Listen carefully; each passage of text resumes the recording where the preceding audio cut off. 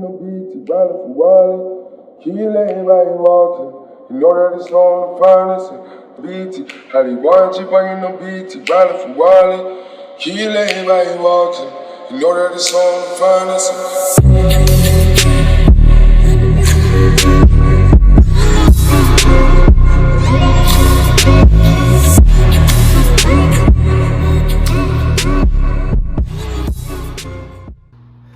What's going on, guys? Appreciate you joining me on the Civility Mindset channel. Brought both my rifle and my backup rifle, both 10 inches. One's a 10.5, one's the 10, which really, ballistically, it's not that big of a difference. My main rifle has my main optics and stuff like that. Let me just show you. So this is an LPVO, and this is my backup. To replace my iron sights, I used a red dot. So I had iron sights on here. I actually put them on the other rifle. I'll show you. But this is a Holosun 407C, and this is an Osprey Global 1-to-4 power optic. So this is an LPVO that to me matches what the capability can do. I can reach probably a good 400 yards with this thing with not an issue. 500, maybe 6, pushing it a little bit, but wouldn't plan on using that. I'm in a let's say a more urban environment, so this would be more appropriate for 50 to 300 yards max, 400 yards if I'm really pushing it. This is my main rifle, and this is what I would use in a battle.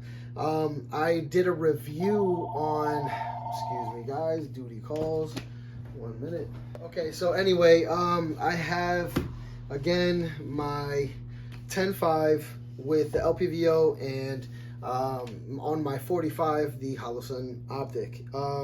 This is my battle rifle. This is my go-to grab. This is what I would use in a pinch. But there has been a few people, I even pinned a comment about the Romeo and Juliet setup that I have to mirror this weapon. So I actually brought that in today to talk about it a little bit, because boy, I found that people do not like that optic setup. But keep in mind, guys, when I did that video, it was to show you guys what I could be using at that time until I got my LPVO setup. I finally have my LPVO setup probably about, I don't know, about a month or so now. So I've had this setup, run this setup, and I love this setup. So now I'll be doing the same with the other. But this time, the next time around, I'm going to use a 407C for my, I'm sorry, 509T for my offset 45, and then I have a Vortex for my LPVO. Goes up to the same thing, 1-to-4 power. So I love the LPVO setup. This is just what I'm gonna go with. This is what I like. But this optic setup, which I'm gonna show you in a second,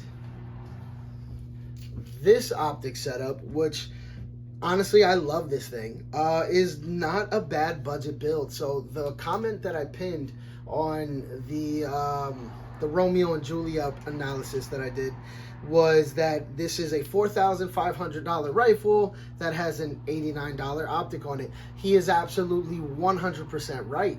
And there's a reason why I do that. I tell people all the time, I would much rather have a rifle that is working very well and in great condition, and all I got to do is switch optics here and there, and it will continue to work and always work, versus having a really Gucci'd out optic and having no internals that makes this rifle just a standard rifle that probably will go down a lot sooner than this will. So there's a lot of components in here, and both rifles have Geisley triggers, fail zero BCGs, you know, the uppers and stuff. Man, I'm not gonna lie, this is a hell of a great weapon because I built it that way. But with these optics being cheaper, people will look at the entire rifle and call it a shit build, because I chose to put under $200 worth of optics on. When in fact, if I just pop this off and I use this, the red dot is an extremely good red dot. I remember I told you how I torture test things is I take these optics and put them on shotguns, and I put them on AKs, and I run quite a bit of rounds through them. And if they hold 0, I know they're good enough to go on my AR-15s. So my AR-15 is doing just fine with this optic on it, this optic setup, all right? So I like to have target identification stuff on here. So I like to have a magnification scope. So this does just that. Is it the best? Is it the LPVO, replacement? Hell no. I love my LPVO setup, and I'm going to keep that one as my main optics. This, on the other hand, is great. If you are on a budget, if you do not have that kind of money and you want something quick to put on, trust me when I say this Romeo and Juliet setup is more than adequate to do what you need it to do. Do not listen to those people talking shit. Do not listen to those internet cowboys who have 1 subscriber and they get on talking a bunch of shit that they regurgitate listening from, I don't know, whatever favorite YouTube gun tuber that they know, right? So this gun and this gun have absolutely the same capabilities depending on what hands they are in. If this is in my hands and I'm just using this to get a 50-yard zero in, I'm doing just fine, as good as I would with my my 407C over there, right? But if I'm using this as target identification, sure, I'm going to be lacking very little, right? So this doesn't go up to the fourth power. This right here goes, I would say, up to like 2 or so, maybe 3 at best. But, still, I can zoom in just a little further.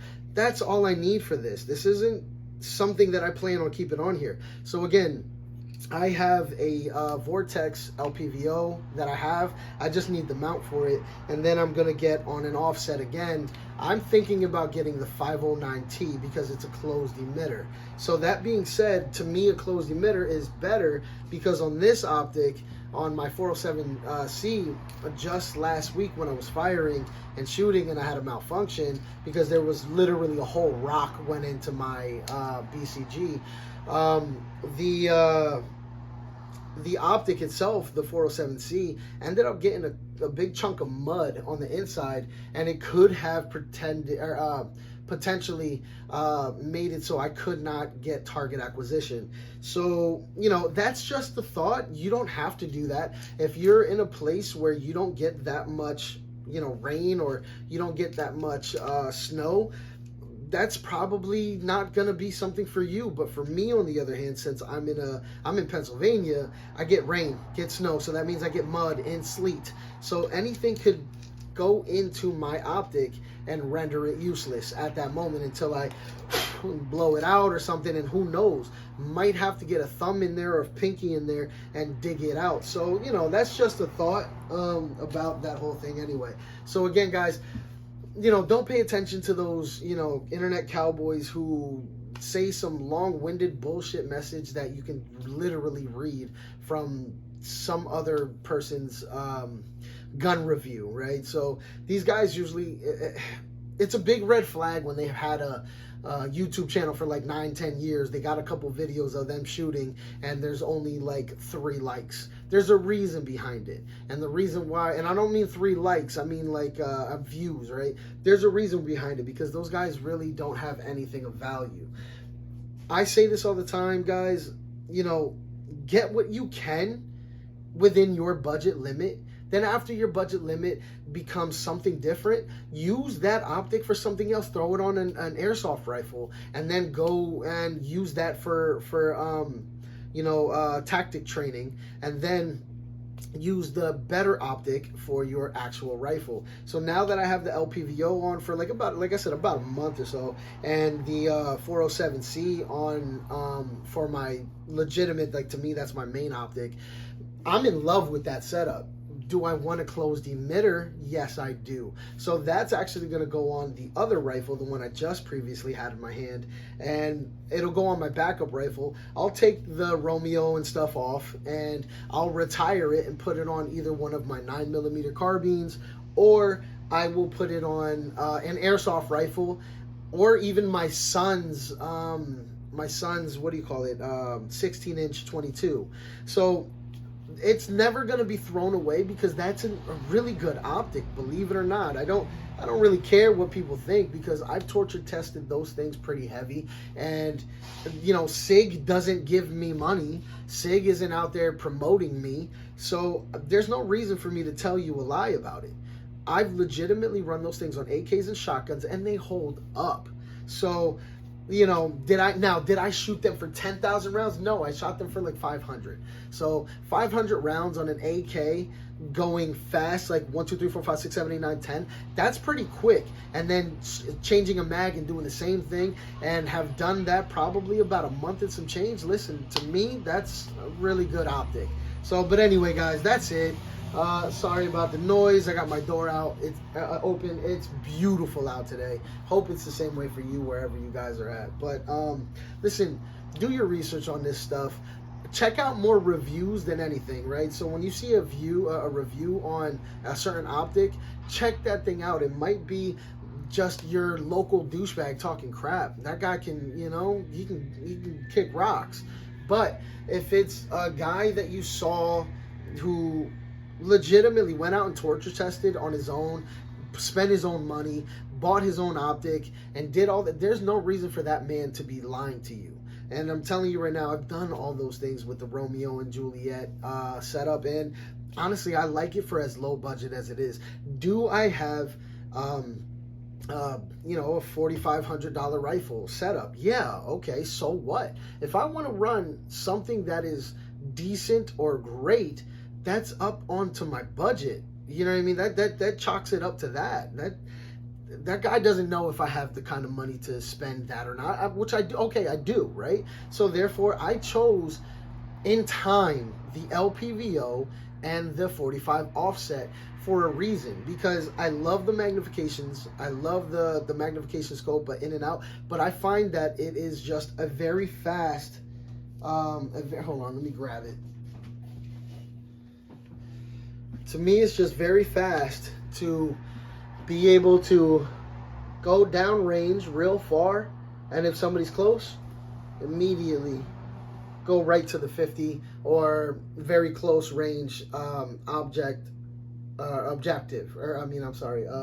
acquisition. So here I'm long distance or I'm short distance, and say there's somebody at my 6 and somebody calls it out, you know, 6 o'clock, you know, behind the building, and say the building is pretty far out. So immediately I'm holding my position here, and then I turn, and now I see that building is very far out. So now I'm here already at the furthest I can be, because I'm on the LPVO now. So what you guys didn't see was me here. I'm using my 45 now, and then now I'm using my main, or you know, secondary optic. To me, again, this is secondary for me because I'm good with this from pretty damn far away. 100 yards out, I'm hitting you with this. But still, if I really wanted a crisp, clean shot, I'm going to use the LPVO. But to me, that's the reason why I went with it. So it's very simple, very easy. I don't have to switch back and forth. So that's why I did it. So I used the magnification scope just until I had the ability to move to the LPVO, which I'm grateful for. I love my LPVO. Thank you, John, for recommending it, because I'll never go back. So I'm doing LPVOs only, along with a 45 cant. So, but that's it, guys. So I just wanted to talk about the Romeo and Juliet, how it is a good optic setup for a low budget. Yes, do I have weapons that should not have those optics on? Sure, yes, I do. You know, the trigger alone, 300. The BCG, 280 something. That's 300 right there. The rest of the weapon, I can't. just keep counting threes, basically. So, do I understand? Yeah, I understand where the guy's coming from, but I mean, if it's a difference between not being able to utilize the rifle and being able to utilize it, it's a no-brainer, guys. Sorry, guys. Another phone call. But anyway, listen. I don't know about you guys, but with this whole ATF banning braces thing, the more I think about it, the more I look at it. To be honest with you, as a father and a person who's very knowledgeable in certain aspects of whatever law that they're trying to pass, the ATF is not eligible for any ability to create law. So anything you guys comply with, you're complying with tyranny. Don't comply. Don't register. I told you guys this already, but just don't register. Keep doing what you're doing. There's a lot of people that are going to sue these people already anyway. There's people lined up doing so right now. Washington gun law, you should check them out. I think that's what it is. Washington gun law or something like that. Yeah. They are doing pretty well in bringing a lot of information about what's actually happening with this whole brace thing. They're showing how much gross overreach that they are actually committing, and just how bad they are making themselves look. So just be patient. Don't go registering your firearms yet. Don't go admitting that you did something wrong when for 10 plus years, 20 years, you have been doing absolutely nothing wrong. You've been completely compliant and complacent with whatever regulations they tried to put out, because some of them kind of did make sense. But this brace thing, this is the final straw. This is the straw that breaks the camel's back. This is the point where now you stand up and fight for your rights. You stand up and fight for your freedoms. Because if they start doing more of this, they will eventually make it so that firearms in this country are illegal, and massive amounts of crime will skyrocket and go real high, because all those burglars that know that you are very well armed and they don't want to die will start to go into your place, because they will see that you have nothing to defend yourself, and they will take all your shit. I, again, was on the wrong side of the law for many, many years. I did not do very good things as an individual that came from the streets that I came from. And I will tell you, the things that I've seen, the things that I've done, I'm telling you firsthand, no one's worried about a brace or a stock. I mean, if they need to, they can shoot the firearm without a brace or stock, as long as they got a gun pointed at you and it's loaded and it works. They're gonna use that. They can use it. Man, if I needed to, I can use a rock. I've got a friend that died by a sword, legitimately a katana sword, and was burnt alive. They thought he was dead, but they burnt him alive. So this man this man was not worried about if this blade was illegal to use during a killing. This man was just going to do what he had to because he wanted the drugs that the man had.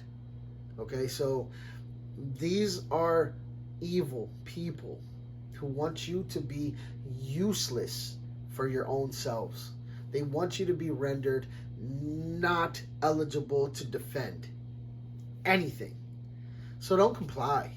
Don't do what they want you to do. Don't take it in the ass like they want you to do. Many people have been complying for the years, and look at them now. People are dying because they took that certain thing that they should never have taken. They've put themselves in positions they never should have put themselves in. And left and right, they're now subject to whatever it is that those things had, been given to them. People dying left and right. We've seen it on TV. I've been telling people about this for years now, and now it's so evident that those people who called me crazy are no longer calling me crazy, and they're asking for apologies. I don't give a shit. You put whatever you put in your body. I'm not going to die from it. You are. So if you have not complied, don't comply now. If you have, if you've done that, I don't care what you do. Go get your braces. Go register them. I don't give a shit what you do. Honestly, your life does not. It does not affect mine, but my life will not be affected by tyrannical government. My life will not be ruled by tyrannical government. And they know me already, so it's not like I'm saying this and, oh, you're gonna get banned, you're gonna get this, you're gonna, man, you should see my Facebook account. Wow, I am so shadow banned. They told me that any post that I post will be on the lowest of the low level list. You won't even be able to see it. People scrolling, they won't have the brain capacity to keep going all the way down because I'm the lowest of the roster, right? You have to literally put on notifications in order for you to see my page and any of my posts. So yeah, anyway, guys, talk to your local legislation, talk to your governor, talk to your sheriff's department, and let's try to get this shit sorted out before there's any bloodshed for no reason, because this is ridiculous.